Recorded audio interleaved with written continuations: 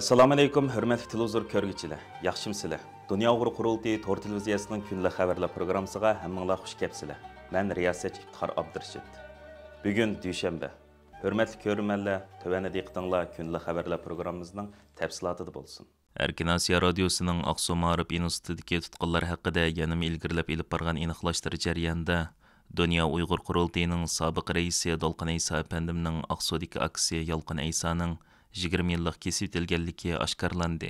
Maktab soqchilarining pash qilishicha, Yolqin Aysa chet elga telefon qilganlik uchun tutilgan va atrofdagilarni atalmish terrorlik quturatganlik uchun kesilgan. Aqsu vaziyatidan xabardor muhojiratdagi kishilardan biri Aqsu Ma'rif institutidagi tutqunlar haqida bergan ma'lumotida Dunyo Uyg'ur qurultiyining sobiq raisi Dolqin Aysaning mazkur maktabdagi o'qituvchi aksiya Yolqin Aysaning tutqun ekanligi to'g'risida yepuchi bergan edi.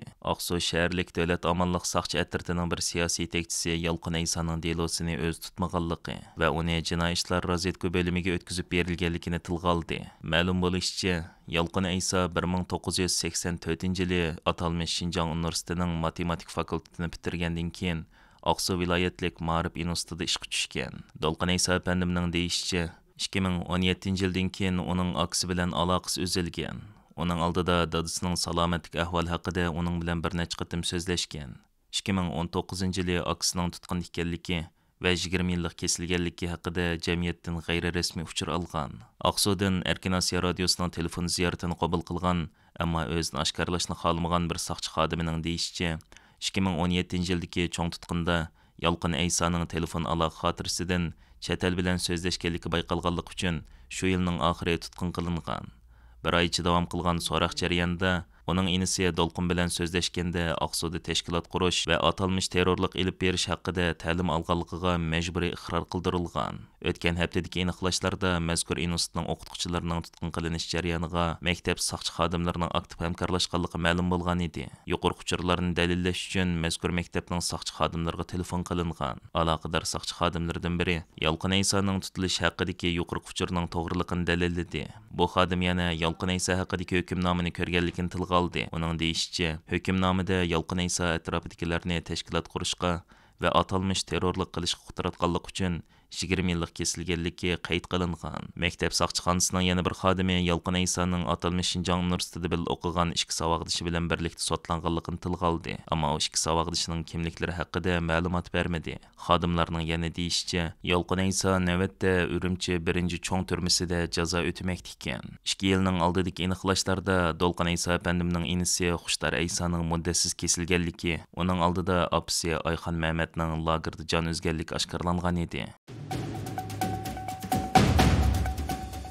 24-fevraldan 27-fevralgacha Tayvan Tashqi ishlar ministrligining sahibxonligida Taybeyda ochilgan yig'inga taklif bilan qatnashgan Dunyo Uyg'ur qurultiyi hay'ati Tayvan Tashqi ishlar ministrligining muavin ministri Franchios Wu bilan ko'rishdi. Dunyo Uyg'ur qurultiyining sobiq raisi Dolqin Aysa, muavin raisi Zumratay Erkin, qurultay fondining raisi va qurultay Berlin ishxonasining mudiri G'ayur Qurbon, qurultay Sharq Osiyo ishlari komitetining mudiri Savutjon Mamat qatorliqlardan tashkil topgan qurultay hay'atini Tayvanning muavin tashqi ishlar ministri Franchios Wu apandi ishxonasida kutib olgan. Uchrashishda Uyg'ur masalasining navbatdagi taraqqiyoti, Uyg'urlarning ig'ir vaziyati va demokratiya bilan boshqarilayotgan Tayvanning navbatdagi ahvoli haqida suhbat ilib berilgan. Qurultayning muavin raisi Zumratay Erkin bu to'g'riliq ma'lumot berib, Tayvanning muavin tashqi ishlar ministri bilan ko'rishganliklarini, onunğa Tayvanning xalqarada muhim rol o'ynay oladiganligini, chunki Tayvanning demokratiya bilan boshqarilayotgan davlat ekanligini, Uyg'urlar bilan Tayvanliklarning birlikda kommunist Xitoyga qarshi turish kerakligini aytganliklarini bildirdi. Dolqin Aysa apandim bu vaqtda ma'lumot berib, mundaq dedi: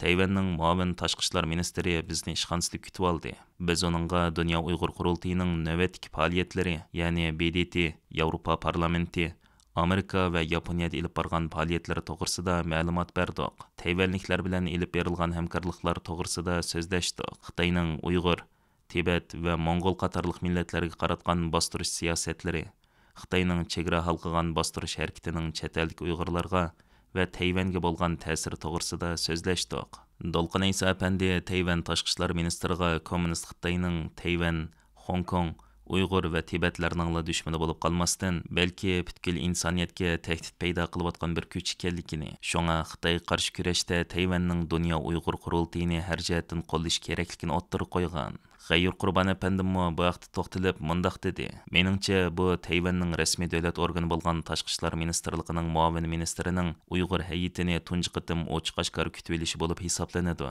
Bu kutib olishning siyosiy va diplomatiya jihatdagi ahamiyati nihoyat zo'r. Biz bu qatimliq ko'rishda Tayvan hukumatining Uyg'ur masalasida kommunist Xitoy hokimiyatidan andish qilayotganligini, Uyg'ur masalasiga qarta izchil davomlashtirib kelayotgan pozitsiyasida zo'r darajada bosish hosil qilganligini aniq ko'rib oldik. Biz buni muavin ministrning so'zidan aniq his qildik.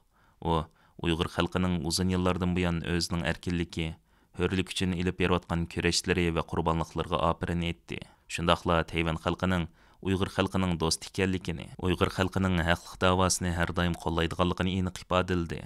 Qurultay rahbarlari 21 fevraldan 22 fevralgacha Taybeyda o'tkazilgan Halifax xalqaro bexatarlik munbir yig'ini jarayonida Tayvan prezidenti Lei Chingda, sobiq prezidenti Tsai Ing-wen qatorliq Tayvanning davlat rahbarlari va har sohadagi mutaxassislar bilan ayrim uchrashuvlar olib borgan. Shundaqla Uyg'urlarning ig'ir vaziyati to'g'risida ma'lumot bergan edi. 28 fevral faoliyatlarini muvaffaqiyatli oyoqlashtirgan qurultay hay'ati sog'-salomat qaytib keldi.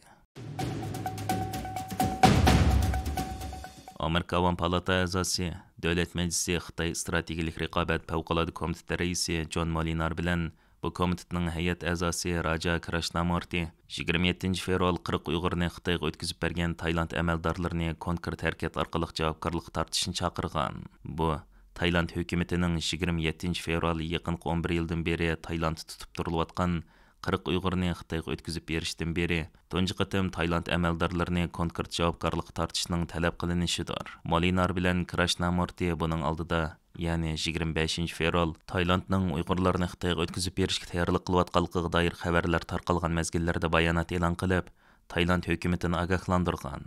Bayonotda Tailand Uyg'urlarni o'tkazib bersa javobgarlik tortilganligini bildirgan edi. Amerika Davlat Majlisi Xitoy strategik raqobat favqulodda komitetining 27 fevral e'lon qilgan bayonotida Molinar bilan Krishnamurti mundaq degan: Tailandning Uyg'ur musofirlarini majburiy holda Xitoy Xalq Jumhuriyatiga qaytarib berishdek nomus qilarliq, odamgarchilikdan xoli qarori xalqaro kishilik huquq qonuniga ochiq-oshkor xilof qilganlikdir. Tailand ularga quchoq etishni xohlaydigan ba'zi davlatlar bo'lsa-mu, lekin bu kishilarni majburiy emgak, turma, tan jazosi va tixim ig'ir oqibatga mahkum qildi. Bu Amerikaning bir ittifoqdosh uchun emas, balki xalqaro jamiyatning har qanday bir a'zosi uchun qabul qilg'ili bo'lmaydigan qilmishdir.